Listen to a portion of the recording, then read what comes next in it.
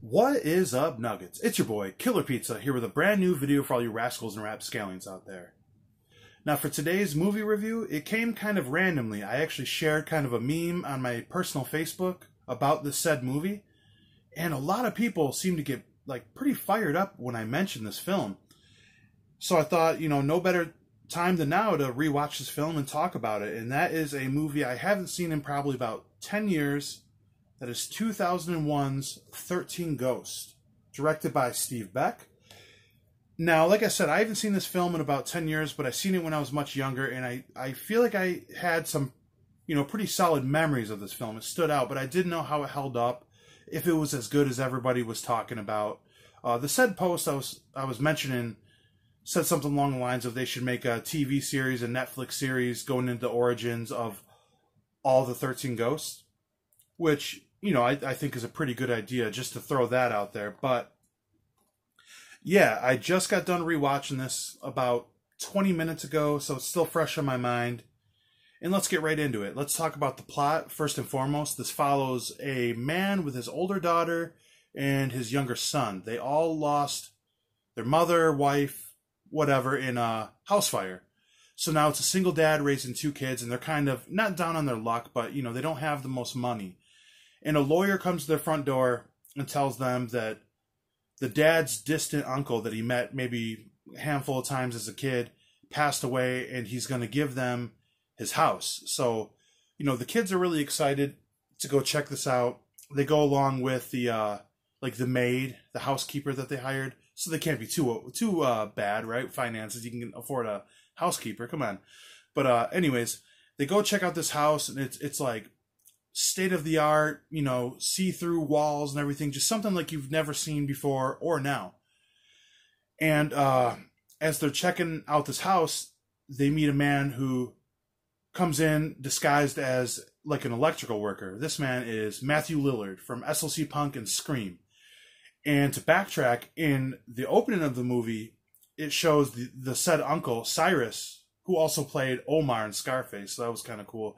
It shows them kind of capturing these ghosts and everything. So it shows Cyrus die in the beginning, but it kind of introduces Matthew Lillard as like the psychic that can track down these ghosts. And he was kind of Cyrus's right-hand man for the De Niro, So he meets them at the house, and, shit starts to go down, and Matthew Lillard warns them about everything. They're skeptical at first, and then it really starts, escalating from there, and they got to try to plot their escape from this. And there's lots of twists and turns that come after that, but that's pretty much the main plot.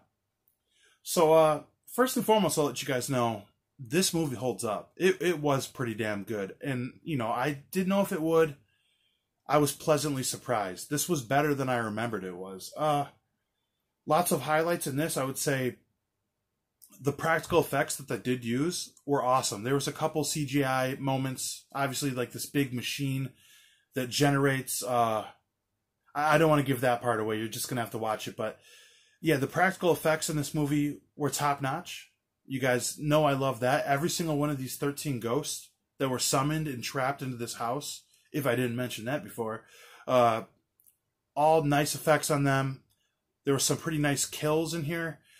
I like one in the very beginning. I can give this one away, where they're trying to capture one of the final ghosts they need to bring to this house, and he's just throwing all these bodies everywhere. He takes this one body and he crunches them through the back of this trunk, and his body folds completely in half because they're in this big junkyard and whatnot. So yeah, that was really cool. And speaking of the junkyard, this movie starts so hot. Starts with them going to capture this final ghost, and there's deaths and kills galore, big explosions and everything. I like a movie that can kind of get your attention quick. Nothing worse than a movie that just drags in the beginning. That's a big selling point on a lot of films, because a lot of people just shut them off if your attention isn't drawn right away, especially in 2021. And I should mention, speaking of dates, this is a remake of the 1960 version, which I've never seen. But yeah, to get into this movie a little more, each character is amazing in this film. I mean, you got Shannon Elizabeth, which, I'm not going to complain about that, right? Obviously, and I forgot the actor's name, the lead actor from Monk before the series. And obviously I mentioned Matthew Lillard, who is an absolute treasure in this film. Some of his best work, I mean, yeah, this guy's great. It makes me want to go like rewatch Scream right now just to watch more of his work and whatnot, or SLC Punk for that matter. But yeah, that was pretty good. Something I don't normally like that I did enjoy in this film, I hate like quick cuts. Like they do that a lot in like paranormal movies, like found footage.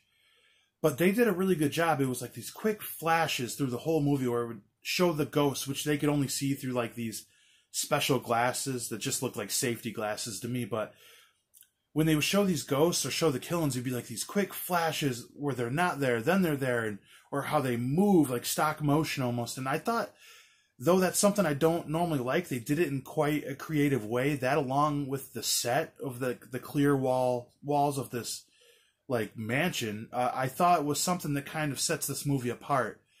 The setting and the cuts, it kind of like makes it one of its own, which is pretty cool.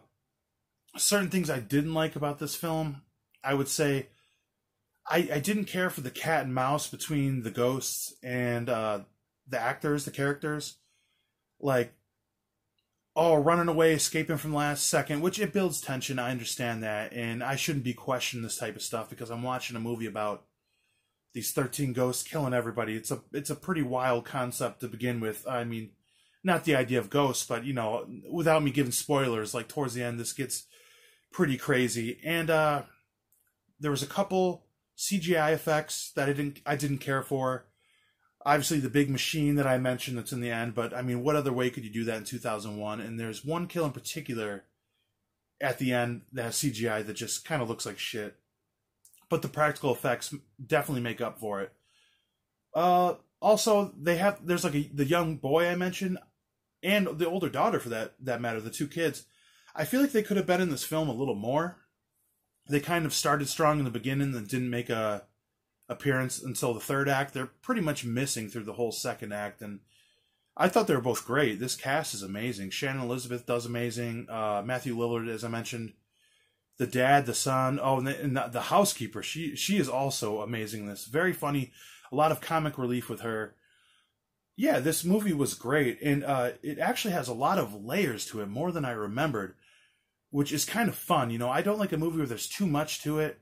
You know, just the right amount. Like, I wouldn't compare this to like Fight Club. That's just the first movie that popped in my head where, like, if you rewatch it a second time, you'll say, oh, you know, I get that now. And this is kind of the same movie.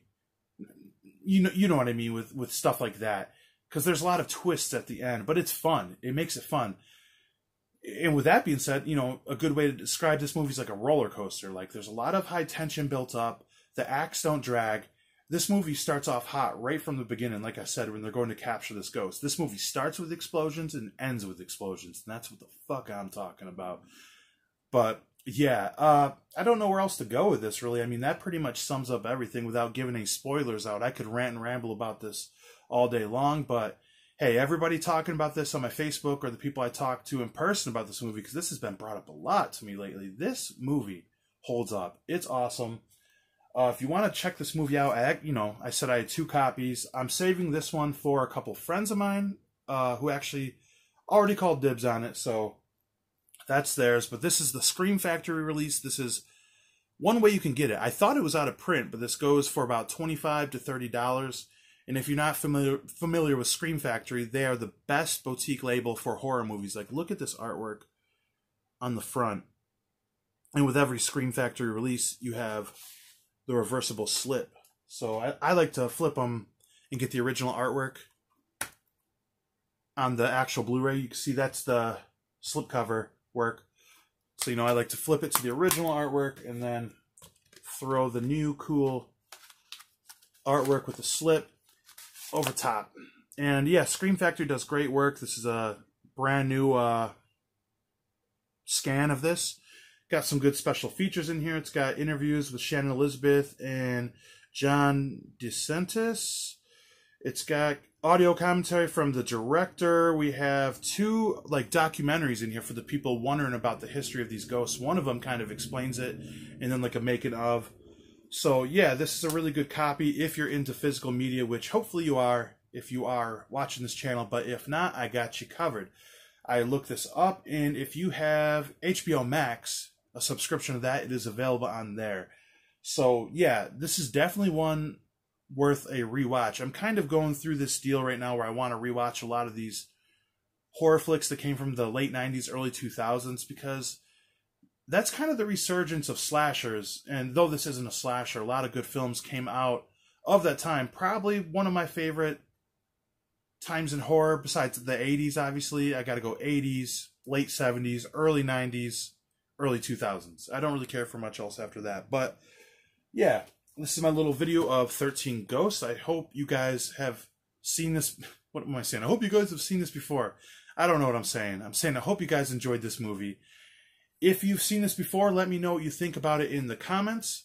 Tell me what your favorite ghost in this movie is. And if you have any other suggestions for films for me to watch, just leave that in the comments. I'll be sure to check it out. I would love to give a review of any films you guys want. Doesn't even have to be horror.